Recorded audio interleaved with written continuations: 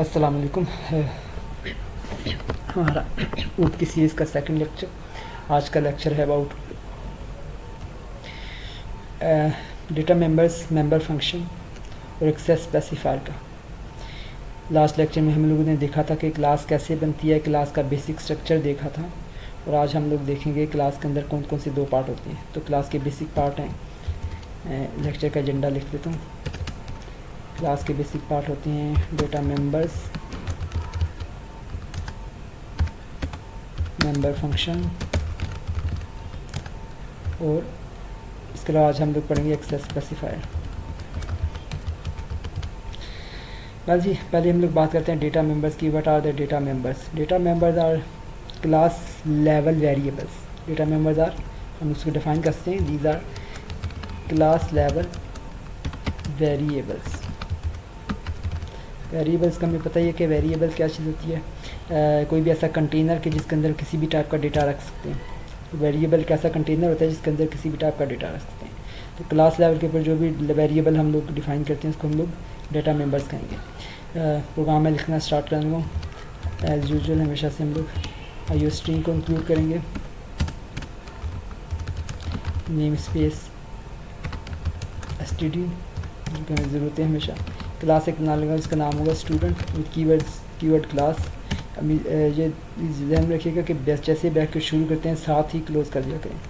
इसके बाद मैं मेन भी अभी से बना लूँ ताकि हमारा प्रोग्राम एक बार शुरू से टेस्ट होना शुरू हो जाए। दिस वेरी गुड अप्रोच कि आप इसको साथ ही सेव भी कर लिया करें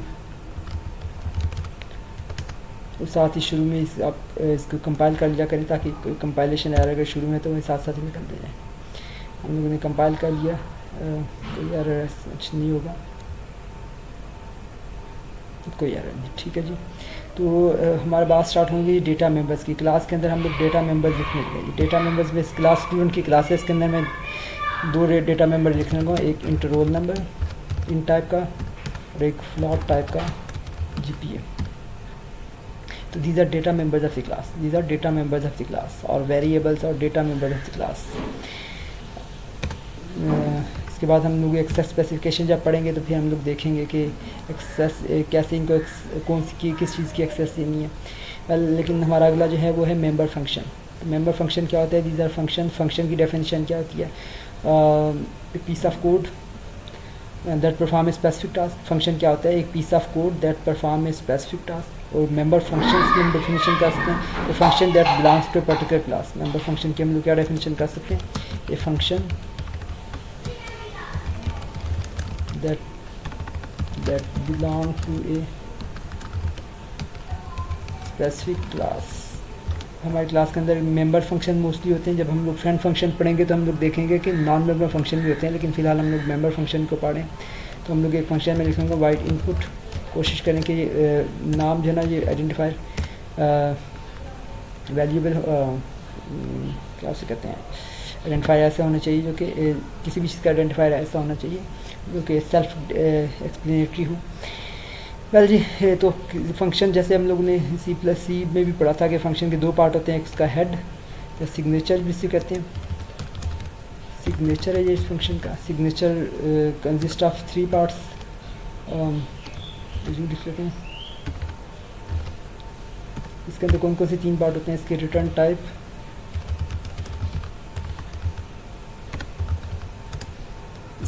इसका नेम, उसकी पैरामीटर लिस्ट जो कि छोटी ब्रैकेट के अंदर होती है, हमारे पास पेरेंसीज के अंदर क्लोज होती है।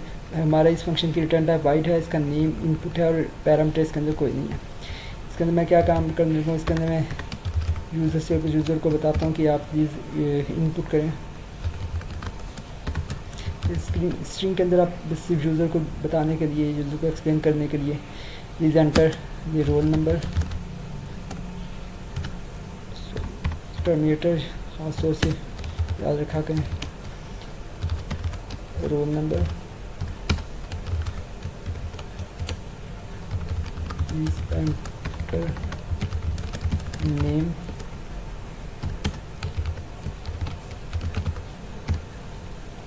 ले जी ये हमारे पास हो गया। एक फंक्शन इनपुट का बन गया, एक और फंक्शन डालते हैं आउटपुट का। अगेन इसकी रिटर्न टाइप वाइड है, इसका नाम आउटपुट है, जब इसका नाम बल्कि डिस्प्ले रखते हैं तो ज़्यादा अच्छा रहेगा इसका नाम। इसका पर्पज़ होगा, फंक्शन के नाम वैसे होने चाहिए जो उनकी फंक्शनैलिटी होती है, जो उनका पर्पज़ होता है। तो इसका नाम डिस्प्ले कराना है तो इसलिए इसका नाम डिस्प्ले ज़्यादा मुनासिब रहेगा। White display, well roll number हुआ स्टूडेंट प्लीज़, रोल नंबर साथ में एंडर लिखने लगूँ ताकि पता लग जाए, ताकि जो अगली लाइन है अगली लाइन के ऊपर है। GPF student is GPA, well जी हम लोगों ने पढ़ लिया। डेटा मेंबर्स भी पढ़ लिए क्या होते हैं, हम लोगों ने देख लिया। मेंबर फंक्शन भी देख लिया क्या आते हैं। अब हम लोग देखने जा रहे हैं एक्सेस स्पेसिफायर क्या होता है। एक्सेस स्पेसिफायर C++ का एक फ़ीचर है जो कि डिफ़ाइन करता है access of any particular member, access of any particular member. वो मेंबर फंक्शन भी हो सकते हैं और डेटा मेंबर भी हो सकते हैं। उसकी एक्सेस से क्या मतलब है कि वो कहाँ पर विजिबल है, किस किस क्लास में या किस किस सेक्शन में वो देखा जा सकता है। मैं जनरली सेक्शन कह रहा हूँ। तो जी 3 तरीके से एक्सेस स्पेसिफायर हम लोगों ने हमारे C++ के अंदर होते हैं, लेकिन अभी हम लोगों ने 2 ही देखते हैं, प्राइवेट, पब्लिक और प्रोटेक्टेड। प्रोटेक्टेड को हम लोग बाद में पढ़ेंगे। प्राइवेट एक्सेस स्पेसिफायर, जिस भी मेंबर का C++ का जो डिफ़ॉल्ट एक्सेस स्पेसिफायर है ये प्राइवेट है। C++ का जो डिफ़ॉल्ट एक्सेस स्पेसिफायर है दैट इज़ प्राइवेट। यानी कि अगर हम लोग किसी फंक्शन को या किसी वेरिएबल को एक्सेस स्पेसिफाई नहीं करते तो वो बेसिकली बाय डिफ़ॉल्ट प्राइवेट होती है। इसकी एक्सेस स्पेसिफायर प्राइवेट है, अगर ना भी करें फिर भी प्राइवेट ही होगी। प्राइवेट जो मेंबर्स होते हैं वो क्लास सिर्फ विद इन द क्लास, जहाँ तक क्लास रहती है, यानी कि जब तक क्लास की ब्रैकेट क्लोज नहीं हो जाती, टर्मिनेटर नहीं लग जाता, उसके अंदर हर जगह एक्सेसिबल होते हैं। लेकिन जैसे ब्रैकेट क्लोज होगी क्लास की, उसके बाहर ये ना इसको एक्सेस किया जा सकता है ना उनको विजिट या व्यू किया जा सकता है। दूसरे नंबर पर पब्लिक एक्सेस स्पेसिफायर ऐसे होते हैं जो कि क्लास से बाहर भी किसी भी क्लास के अंदर हम लोग एक्सेस कर सकते हैं। जैसे क्लास से बाहर इस वक्त हम लोग ये समझ सकते हैं कि मेन हमारे पास क्लास से बाहर है।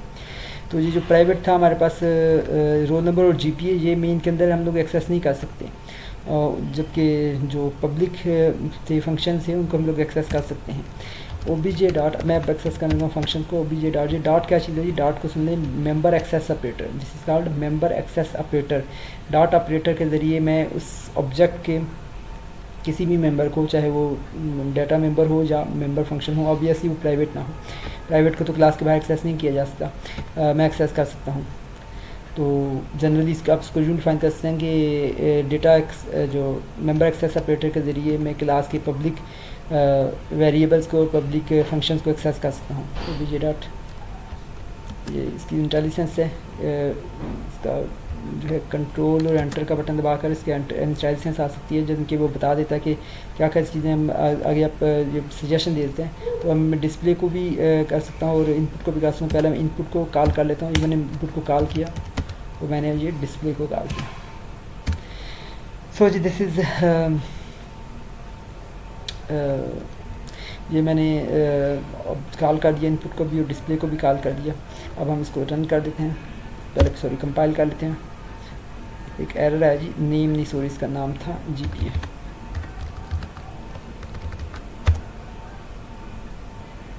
नहीं, इसका रन करते हैं। Enter, please enter the roll number, let's suppose 23, enter the name, गलती से नेम लिख दिया था, GPA, roll number is 23 and this GPA। तो जी हमारा आज का लेक्चर था अबाउट डेटा मेंबर्स और एक्सेस स्पेसिफायर्स के हवाले से। इंशाल्लाह नेक्स्ट लेक्चर में हम लोग मज़ीद पढ़ेंगे, पर्टिकुलरली फंक्शन के हवाले से, जो मेंबर फंक्शन के हवाले से हम लोग मज़ीद पढ़ेंगे, फंक्शन ओवरलोडिंग क्या होती है, और कंस्ट्रक्टर के हवाले से भी पर्टिकुलरली ख़ास तौर पर हम लोग पढ़ेंगे। आज के लिए अल्लाह हाफ़िज़।